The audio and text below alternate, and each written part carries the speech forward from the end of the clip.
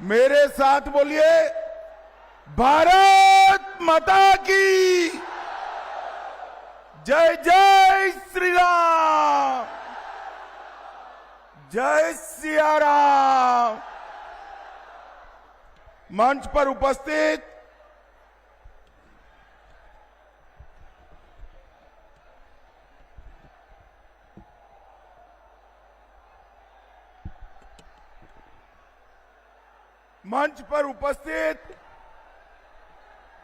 केंद्रीय मंत्री श्रीमान कृष्णपाल गुर्जर जी, गोपाल जी ठाकुर, हमारे लोकप्रिय सांसद माननीय सांसद अशोक यादव जी, राज्यसभा की सांसद बहन धर्मशिला गुप्ता जी, श्री हरीश साहनी जी, श्री सुनील चौधरी जी, हमारे यूपी के नेता उपेंद्र तिवारी जी, डॉक्टर महेंद्र सिंह जी, विनय पासवान जी, स्वर्णा सिंह जी, श्री पप्पू सिंह जी, और आज जिनको जिताने के लिए आया हूं, अलीनगर से हमारी प्रत्याशी बहन मैथिली ठाकुर जी। मैथिली जी आगे आइए आप। गोरा बराम से श्री सुजीत कुमार जी, बेनीपुर से विनय कुमार चौधरी जी, दरभंगा ग्रामीण से ईश्वर मंडल जी, बहादुरपुर से मदन सहनी जी। भाई ये पांच लोगों को प्रचंड बहुमत से जिताना है। दरभंगा वालों, जिताओगे क्या? अरे जोर से बोलो, मोदी जी तक आवाज जानी चाहिए। जिताओगे क्या? बैठिए आप सभी लोग। और आज एक कार्यक्रम में दरभंगा से आए हुए प्यारे भाइयों, बहनों, माताओं और मेरे जिगर के टुकड़े जैसे युवा मित्रों, आप सभी को राम राम। सबसे पहले सीता मैया की इस पवित्र भूमि को मैं प्रणाम करता हूं। मेरे साथ जोर से बोलिए, सीता मैया की। श्याम माई, दुर्गा स्थान मंदिर, तिलकेश्वर महादेव, ये सभी देवस्थानों को प्रणाम कर कर मेरी बात की शुरुआत करता हूं। भाइयों बहनों, यहां आया हूं तब महाकवि विद्यापति, महान दार्शनिक मंडन मिश्र, विदुषी उभया भारती और जननायक कर्पूरी ठाकुर को भी प्रणाम करता हूं।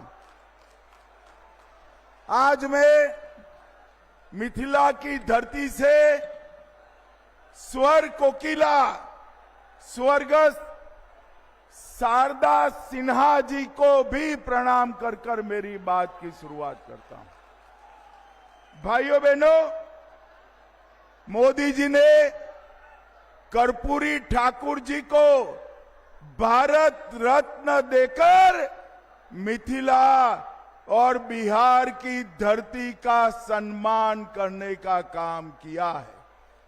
और उसके साथ साथ स्वर्गीय कोकिला जी को, स्वर कोकिला शारदा सिन्हा जी को पद्म विभूषण देकर पूरे मिथिला की संस्कृति का, कला का सम्मान करने का काम किया है। भाइयों बहनों, मुझे बताओ, 6 नवंबर को चुनाव है, कमल के निशान पर बटन दबाएंगे क्या? अरे जोर से बोलो, दबाएंगे। मोदी जी का हाथ मजबूत करेंगे। भाइयों बहनों, मैं तो मिथिला वालों का, दरभंगा वालों का धन्यवाद करने आया हूं। गत चुनाव में 10 में से 9 सीटें आपने एनडीए की झोली में डाली थी ना भाई। एक क्यों छोड़ दिया? एक छोड़ोगे क्या? भाइयों बहनों, इस बार यहां से प्रण कर जाना है। 10 की 10 सीटें नरेंद्र मोदी की झोली में डालना है, नरेंद्र मोदी की झोली। भाइयों बहनों, मिथिला की बेटी, मिथिला का सम्मान मैथिली ठाकुर को हमने यहां से चुनाव लड़ने के लिए चिन्हित किया है। मैथिली जी जैसे ही खड़ी रही, ढेर सारे लोगों ने इनके खिलाफ, ये महाठगबंधन ने इनके खिलाफ कई प्रचार का अपप्रचार किया है। मगर मैं आज यहां से लालू जी की पार्टी को कहकर जाता हूं, मैथिली ठाकुर जीतेगी और पूरे देश और दुनिया में मिथिला का सम्मान बनकर अपनी आवाज बनेगी। भाइयों बहनों, हमने मिथिला के सम्मान के लिए ढेर सारी चीजें की है। मैं एक एक कर पूछूंगा, किसने किया? ये सब मोदी जी ने किया है। आप बताएंगे मोदी जी ने किया? जरा जोर से बोलो, बताएंगे? तो मुझे बताओ, मैथिली भाषा को 8वीं अनुसूची में किसने रखा? अरे जोर से बोलो, किसने रखा? संविधान का अनुवाद मैथिली में किसने किया? मिथिला की पाग पर डाक टिकट किसने जारी किया? मधुबनी पेंटिंग का जीआई टैग किसने दिया? गुजरात में शाश्वत मिथिला महोत्सव किसने चालू किया? शारदा सिन्हा जी को पद्म विभूषण किसने दिया? मखाना बोर्ड की स्थापना किसने की? और अंत में इतनी सारी माताएं बहनें हैं, भव्य सीता माता का मंदिर कौन बना रहा है भाई? भाइयों बहनों, 550 साल से अयोध्या में रामलल्ला टेंट में बसते थे। टेंट में 550 साल से लेकर आज तक ये सारी पार्टियां, जदयू, कांग्रेस, ममता, बसपा, सपा, किसी ने राम मंदिर नहीं बनाने दिया। आपने हमारे गोपाल जी को 19 में चुनकर भेज दिया। मोदी जी प्रधानमंत्री बने और डंके की चोट पर अयोध्या में रामलल्ला का मंदिर बन गया। रामलल्ला का मंदिर तो बन गया, सीता मैया का बनना चाहिए या नहीं बनना चाहिए? जरा जोर से बोलो, बनना चाहिए का नहीं बनना चाहिए? 850 करोड़ रुपए से सीता मैया का भव्य मंदिर बनाने की नींव श्री नीतीश कुमार और मैंने डाली है। आज मैं पूरे मिथिलांचल वालों को कहकर जाता हूं, मां सीता से जुड़े हुए सारे स्थानों को पवित्र यात्रा धाम में बदलने का काम भारतीय जनता पार्टी करेगी। जहां पर मां सीता और राम का प्रथम मिलन हुआ, जहां पर मां सीता का जन्म हुआ, जहां पर सीता माता का अंतिम निवास हुआ, वो वही सभी स्थानों को बड़े बड़े मंदिरों के साथ जोड़कर पूरे सीता माता की स्मृति को हम राम सर्किट में जोड़ेंगे, रामायण सर्किट में जोड़ेंगे। और दुनिया भर के यात्री हमारे सीतामढ़ी में सीता माता के मंदिर को देखने आएंगे, मिथिलांचल में आएंगे। और अब तो सहूलियत भी हो गई है। एक गोपाल जी कब का पीछे पड़ा था, इनके आग्रह से मोदी जी ने यहां दरभंगा एयरपोर्ट भी बना दिया है। दरभंगा एयरपोर्ट भी। भाइयों बहनों, ये मधुबनी पेंटिंग हमारा सालों से हमारे घर की दीवारों पर हम सम्मान के साथ रखते थे। मोदी जी ने अर्जेंटीना की उपराष्ट्रपति और दक्षिण कोरिया के राष्ट्रपति को मधुबनी पेंटिंग देकर वहां की दीवार की जगह वहां के दरबार में भी लगाने का काम किया है। भाइयों बहनों, अभी अभी बिहार का दूसरा आईटी पार्क यहां बना और यहां पर सीता माता का मंदिर भी बन रहा है। भाइयों बहनों, आप सभी बताओ मुझे जरा, ये कश्मीर जो है हमारा है या नहीं है? क्यों भाई, आवाज को क्या हो गया? भाषण तो मैं दे रहा हूं।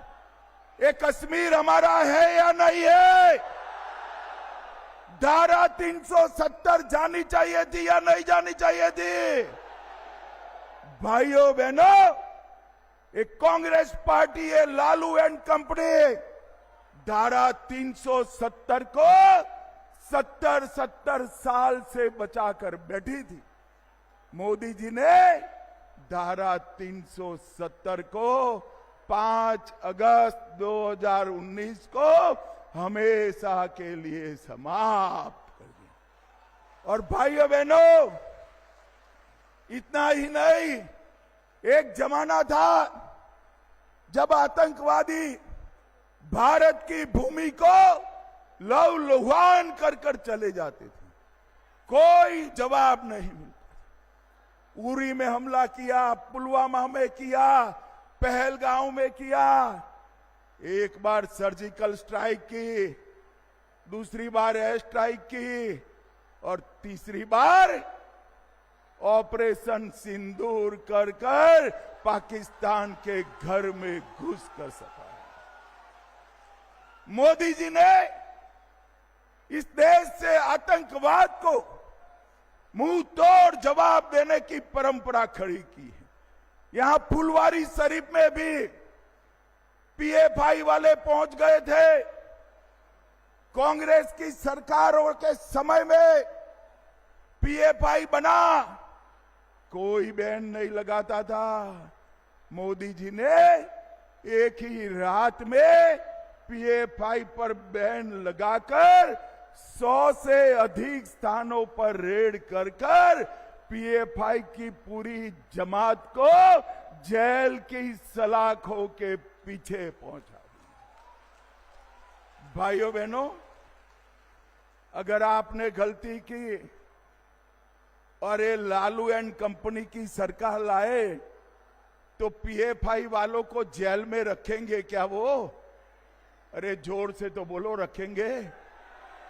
रखेंगे क्या? पीएफआई वाले जेल में रहने चाहिए या नहीं रहने चाहिए? भैया दाहिनी ओर वाले बोलो जरा, पीएफआई वाले जेल में रहने चाहिए या नहीं रहने चाहिए? भाइयों बहनों, मैं वादा कर जाता हूं, भारतीय जनता पार्टी का एक भी सांसद है तब तक एक भी पीएफआई वालों को जेल की सलाखों के बाहर नहीं आने। भाइयों बहनों,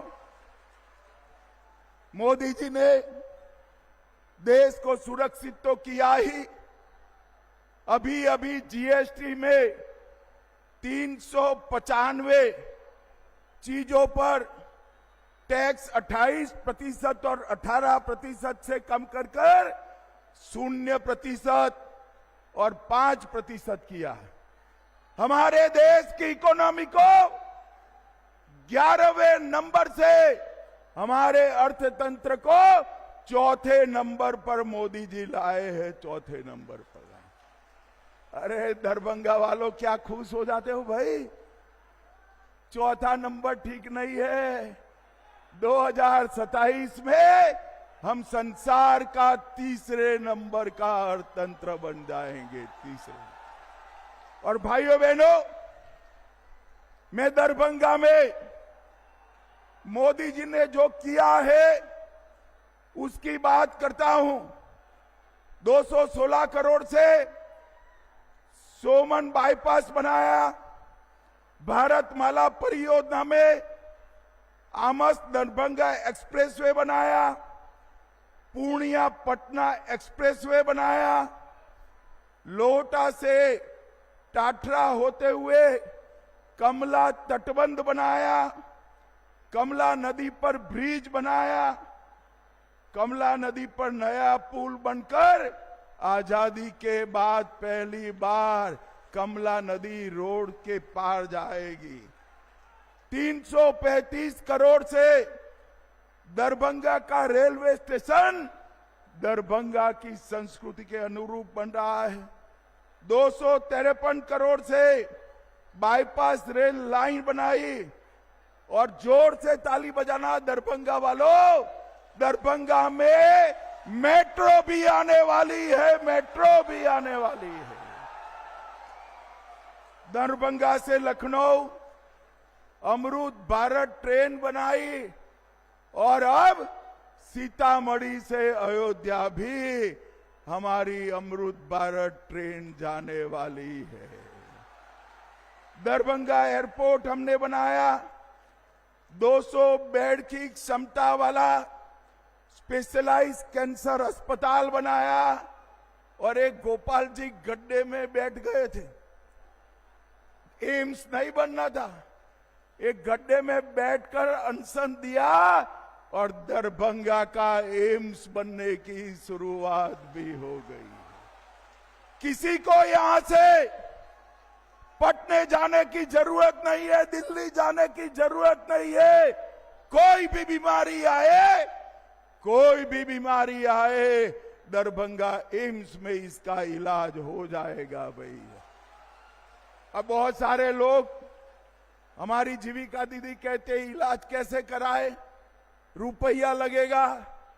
अरे कोई रुपया नहीं लगेगा, 5 लाख तक का इलाज नरेंद्र मोदी फ्री करने वाले। इस देश में 60 करोड़ गरीबों के लिए 5 लाख तक का पूरा इलाज मुफ्त में करने का काम नरेंद्र मोदी ने किया। हर गरीब को घर देने का काम नरेंद्र मोदी ने किया है।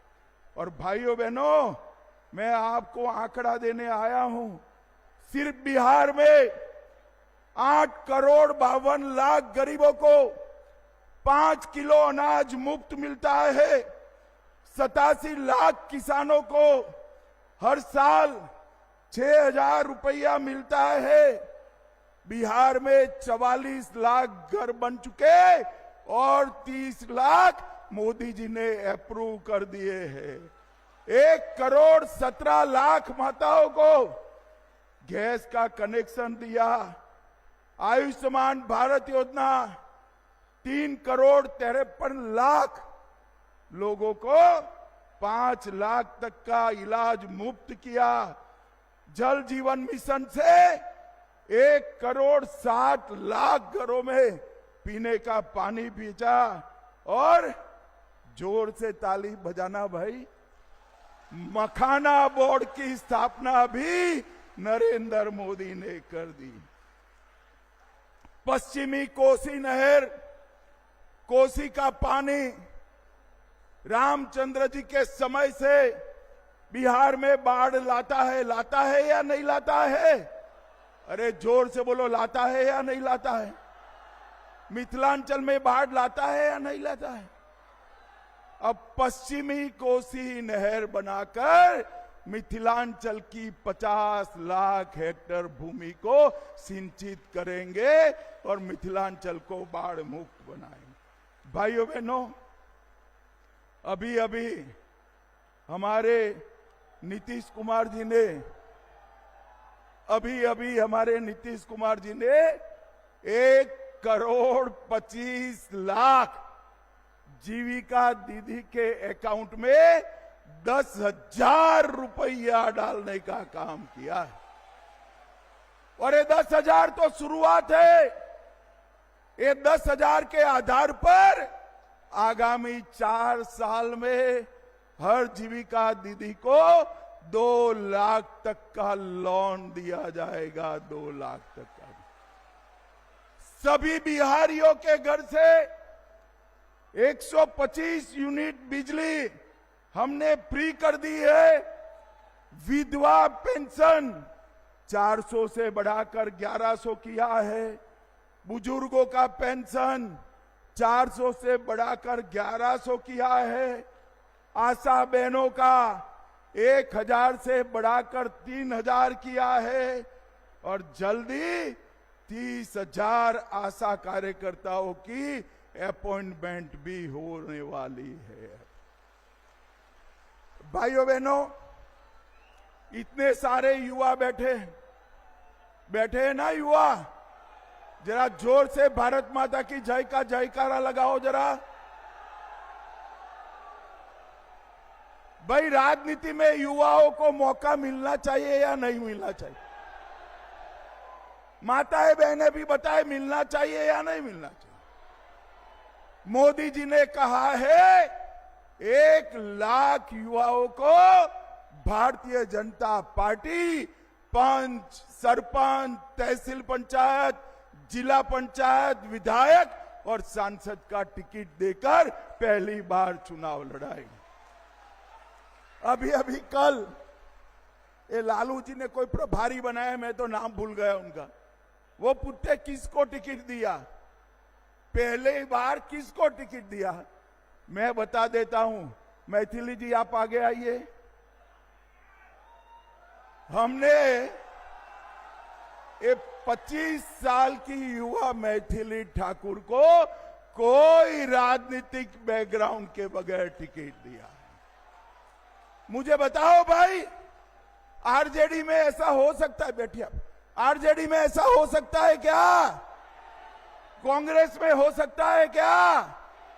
लालू जी अपने बेटे को मुख्यमंत्री बनाना चाहते हैं और सोनिया जी राहुल बाबा को प्रधानमंत्री बनाना चाहते हैं। अब मुझे बताओ दरभंगा वालों, जो अपने बेटे बेटियों के लिए लगे हो, आपका नंबर लगेगा कभी क्या?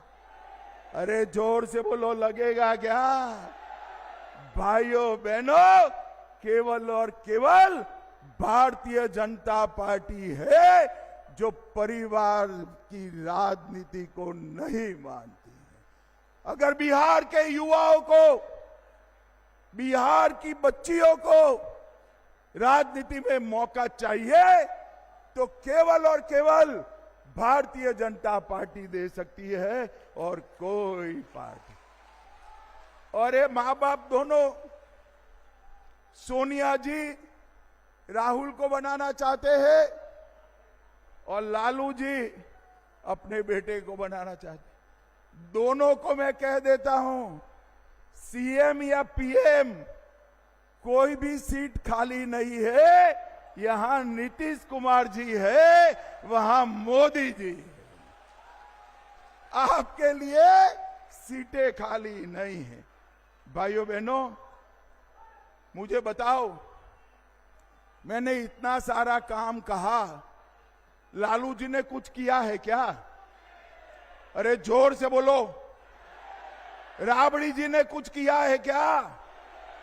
आप लोग अन्याय कर रहे हो भाई। कुछ तो किया है उन्होंने। अरे किया है भाई। मैं बता दूं क्या?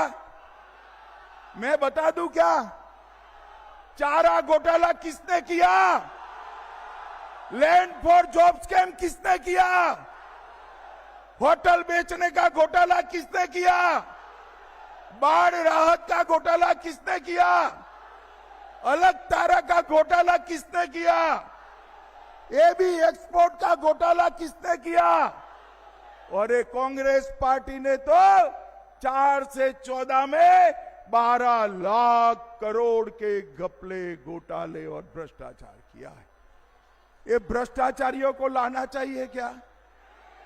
जोर से बोलो, लाना चाहिए क्या?